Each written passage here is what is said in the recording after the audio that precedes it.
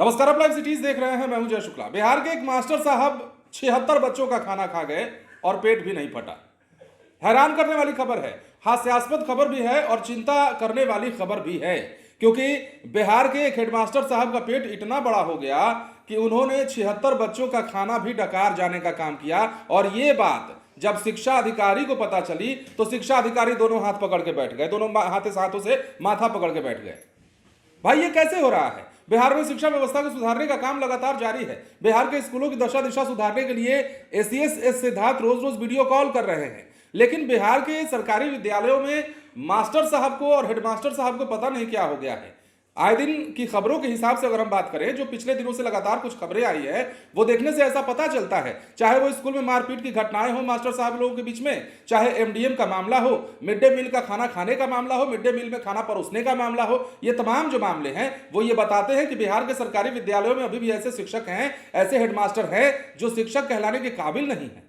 अब खबर हम आपको बताते हैं। खबर बिहार के खगड़िया जिले से है और यहां पर एमडीएम का 76 बच्चों का खाना जो है हेडमास्टर साहब डकार गए हैं। ऐसा डकारे हैं कि मानिए उनका पेट कितना बड़ा हो गया है, फिर भी वो भरता नहीं है।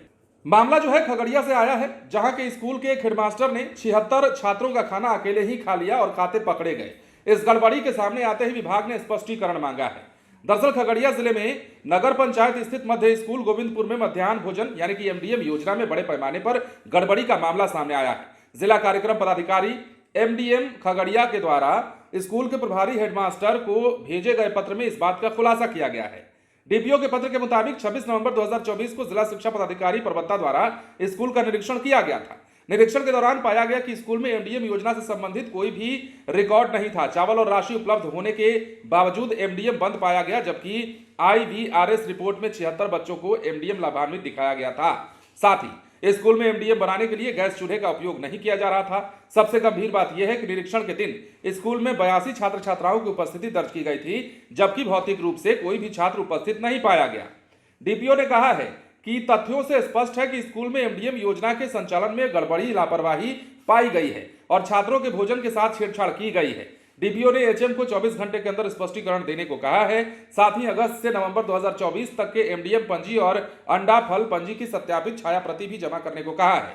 यदि एचएम निर्धारित समय सीमा के अंदर संतोषजनक जवाब नहीं देते हैं तो उनके खिलाफ वसूली की कार्रवाई के साथ साथ विभागीय कार्रवाई भी की जाएगी। यह पहली बार नहीं है जब बिहार के किसी स्कूल में एमडीएम से जुड़ा इस प्रकार का भ्रष्टाचार का मामला सामने आया है, जब किसी शिक्षक से जुड़ा इस प्रकार का मामला सामने आया है, बल्कि इस प्रकार की खबरें बिहार में आम बात होती जा रही हैं। मुझे तो ये समझ में नहीं आता, ये कहने में थोड़ा गुरेज भी नहीं होता कि बिहार में एक तरफ शिक्षा व्यवस्था को सुधारने का काम जितना तरीके से हो रहा है, उसी तरीके से मास्टर साहब लोग गर्त में भी चले जा रहे हैं। बिहार के स्कूलों में जिस प्रकार के मास्टरों की बहाली नई नई हुई है, या जो पुराने मास्टर भी हैं, उनमें से भी कुछ एक मास्टर ऐसे हैं जो बेईमान हैं, जो छात्रों को पढ़ाने के काबिल नहीं है, जो अपना पेट भरने के लिए सरकार की राशि का गबन कर जाते हैं। बच्चों के पेट भरने के लिए जो राशि आती है, बच्चों का पेट भरने के लिए जो खाना आता है, उस खाना को भी डकार जरा बताइए भला कहाँ की इंसानियत है?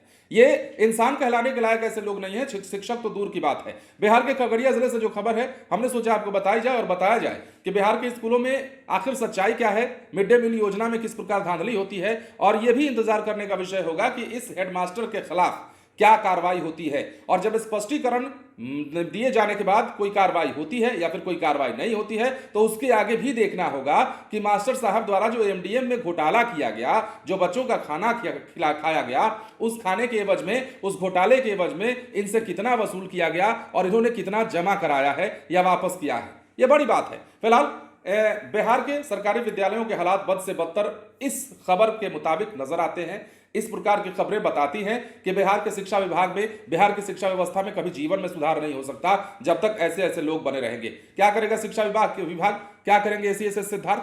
अगर आप खुद ही अपने आप में बेईमान बने बैठेंगे तो अधिकारी और सरकार तो आपके पीछे पीछे नहीं लगी रहेगी। यह बड़ा सवाल है। बने रहे लाइव सिटीज के साथ। धन्यवाद।